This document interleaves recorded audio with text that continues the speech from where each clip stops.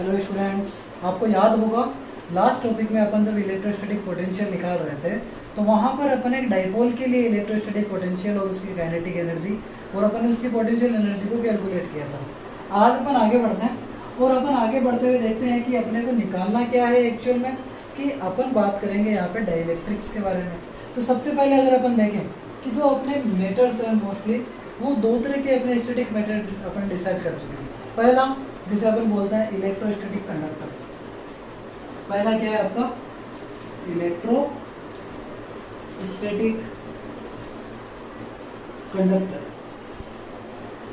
आपको नाम से ही पता चल रहा है एक ऐसे ऑब्जेक्ट्स जिनके अंदर कंडक्शन की प्रॉपर्टी हो, यानी इलेक्ट्रिक करंट फ्लो होने की प्रॉपर्टी उनमें क्या हो, फ्लो हो रही हो, प्रेजेंट हो। और दूसरा अपन पढ़ेंगे क्या, डाइलेक्ट्रिक। सबसे पहले बात करते हैं अपन इलेक्ट्रोस्टैटिक कंडक्टर की। आपने देखा होगा कि किसी भी कंडक्टर की अगर अपन बात करते हैं, अपने गाउसेस प्रॉपर्टी पढ़ी थी, अपन एक स्फीयर देखा था जिसके अंदर अपन बोलते थे सरफेस के ऊपर सारा का सारा चार्ज प्रेजेंट होता है। तो अगर अपन बात करें किसी भी कंडक्टर के इनसाइड अगर अपन देखें तो वहां पर इलेक्ट्रिक फील्ड ऑलवेज कितना रहता है, वो हमेशा रहेगा कितना, जीरो। किसी भी कंडक्टर के इनसाइड हमेशा इलेक्ट्रिक फील्ड ऑलवेज कितना रहेगा, अपने जीरो रहेगा। इसके अलावा जितना भी चार्ज है सारा का सारा कहाँ प्रेजेंट है, यहाँ पे सरफेस पे प्रेजेंट है।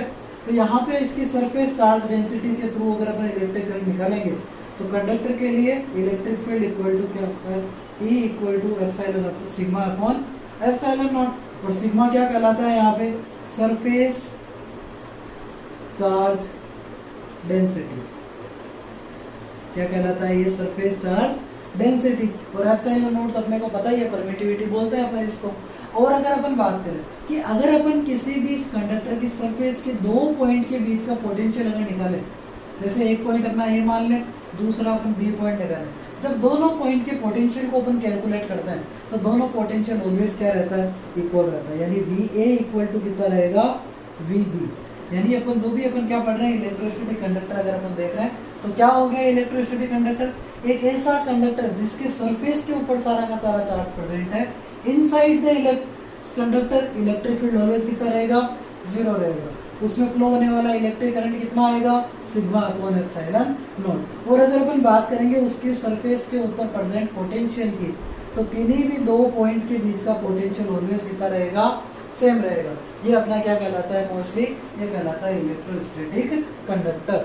इसके बाद अपन बात करते हैं नंबर 2 पॉइंट आते हैं जिस पे, डाइलेक्ट्रिक। जिस तरह अपन बात की अपन ने कंडक्टर की, तो कंडक्टर में अपन क्या प्रॉपर्टी की बात कर रहे हैं, वहां पर अपन देख रहे हैं कि किस तरह इसके अंदर इलेक्ट्रिक करंट फ्लो हो रहा है। वहीं अगर दूसरी तरफ जाए अपन इंसुलेटर्स की बात करें तो इंसुलेटर्स के थ्रू अपने एक पॉइंट निकल के आता है जैसे अपन बोलते हैं क्या, डाइलेक्ट्रिक।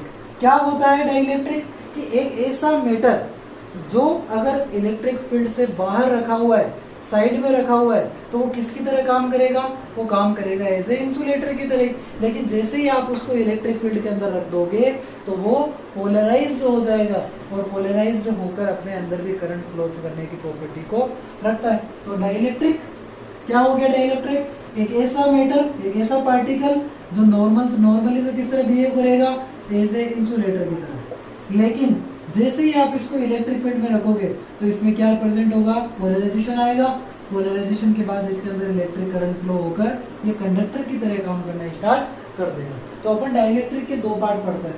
पहला पोलराइज्ड डाइलेक्ट्रिक, पहला पढ़ते हैं अपन पोलराइज्ड डाइलेक्ट्रिक। जैसे अपने केमिस्ट्री का अपना केमिकल है क्या, HCl। अगर अपन HCl को अपन ब्रेक डाउन करते हैं तो किस तरह बनता है, H प्लस और Cl माइनस।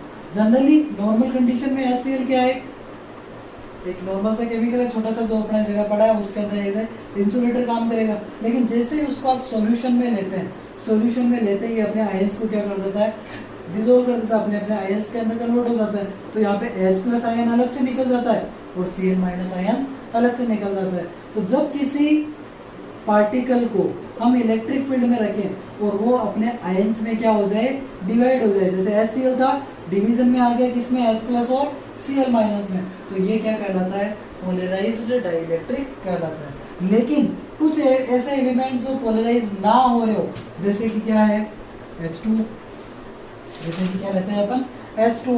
H2O किस तरह बॉन्डेड है, एक ऑक्सीजन हाइड्रोजन और ये भी आ रहा है अपना हाइड्रोजन। यहाँ पर ये अगर देखें तो ये अपने आप में पोलराइज्ड नहीं हो रहा है, इसमें आयंस का फॉर्मेशन नहीं हो रहा है। तो ये H2O मेरे लिए क्या कहलाएगा, वो अपने यहाँ पे ये कहलाएगा अपने लिए, ये भी सॉरी पोलराइज्ड ही आएगा। H2O में भी H प्लस अलग जा रहा है, O माइनस जा रहा है। लेकिन अगर अपन अनपोलराइज्ड की बात करें, पोलराइज्ड भी तो अपने HCl हो गया, H2O हो गया। अगर अपन बात करें अनपोलराइज्ड की, अनपोलराइज्ड के लिए अगर अपन देखें जैसे CO2, क्या ले रहे हैं अपन CO2 इसे अपने पास न्यूट्रल काम करेगा, कार्बन ऑक्सीजन जुड़ा हुआ है, यहाँ पर भी क्या जुड़ा हुआ है अपना ऑक्सीजन जुड़ा हुआ है। लेकिन दोनों के बीच के बॉन्ड की अगर आप बात करोगे तो यहाँ पर भी क्या आ रहा है, डबल बॉन्ड फॉर्मेशन हो रहा है। HCl में अगर अपन देखें तो जो बॉन्ड बन रहा था वो कौन सा था, आयनाइजेशन बॉन्ड का फॉर्मेशन हो रहा था। तो जहाँ आयनाइजेशन बॉन्ड का फॉर्मेशन हो रहा है वो डाइलेक्ट्रिक क्या कहलाता है, पोलराइज्ड डाइलेक्ट्रिक कहलाता है। लेकिन यहाँ पर क्या बन रहा है, कोवेलेंट बॉन्ड का फॉर्मेशन हो रहा है, तो ये कहलाएगा अपना अनपोलराइज्ड डाइलेक्ट्रिक। अब अपन आगे बढ़ते हैं और अपने बात करते हैं किसी भी अपना जो कंडक्टर अपन ने लिया है उस कंडक्टर की अपन क्या निकालते हैं, कैपेसिटी निकालते हैं। कैपेसिटी का मतलब क्या हो गया कि वो कितना ज़्यादा वो अपने अंदर पावर को डिसोल्व कर सकता है। तो कैपेसिटी ऑफ कंडक्टर, किसी भी दिए चालक की धारिता यानी कंडक्टिविटी अगर अपने को निकालनी है, कैपेसिटी को डिनोट करते हैं C से। चलिए अगर आप निकालते हैं इसकी धारिता को, कंडक्टिविटी को अगर अपन निकालें, कैपेसिटी बोल सकते हो आप इसको, कंडक्टिविटी भी बोल सकते हो, ठीक है। अपन अगर इसको निकालना है, आप एक चीज़ देखो, आपके पास अगर कोई भी कंडक्टर दिया हुआ है, उस कंडक्टर में जितने ज़्यादा चार्ज प्रेजेंट होंगे, जितने ज़्यादा उसके अंदर क्या प्रेजेंट होगा, चार्ज प्रेजेंट होगा, उतना ही उसका क्या होगा, पोटेंशियल बढ़ेगा। तो हम जानते हैं we know that electric charge is proportional to potential, electric charge is proportional to potential. Charge को किससे डिनोट करते हैं, Q से, प्रोपोर्शनल किसके, पोटेंशियल के V से। जैसे ही आप प्रोपोर्शनल का सिंबल हटाते हो एक कांस्टेंट लगता है, जैसे बोलते हैं CV, और अगर C की वैल्यू निकालोगे तो C इक्वल टू क्या आएगा, Q/V। ये कहलाते हैं कंडक्टिविटी ऑफ कंडक्टर, किसी दिए गए चालक की चालकता, कैपेसिटी C से अपन इसको क्या करते हैं, डिनोट करते हैं। यानी ये क्या कहलाएगी, किसी भी चालक की धारिता कहलाती है। इसकी यूनिट क्या आती है, यूनिट की बात करोगे, चार्ज की यूनिट क्या होती है, कूलम, अपॉन पोटेंशियल की यूनिट क्या होती है, वोल्ट। तो कूलम अपॉन वोल्ट यानी C/V, या इसको अपन क्या लिख सकते हैं अपने यहाँ पे, इसको लिख सकते हैं C/V का -1। ये क्या कहलाती है, conductivity, unit of the capacity of conductor, किसी दिए गए कंडक्टर की कैपेसिटी, उसकी धारिता की यूनिट कहलाती है ये। अगर अपन बात करें थोड़ा सा आगे बढ़े तो ये पूरा का पूरा जिस साइंटिस्ट ने डिस्कवर किया उसी के ऊपर इसकी यूनिट निकाली गई, और इसकी जो ऐसा ही यूनिट अपन जो बोलते हैं वो इसकी क्या है, फेराडे।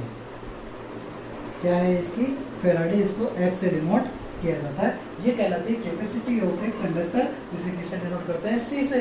किस पे डिपेंड कर रही है, चार्ज और उसके पोटेंशियल पे। अपन एक इसका एक एग्जांपल लेते हैं, आई होप आपको ये समझ में आ गया होगा। इसका अपन एक एग्जांपल ले रहे हैं।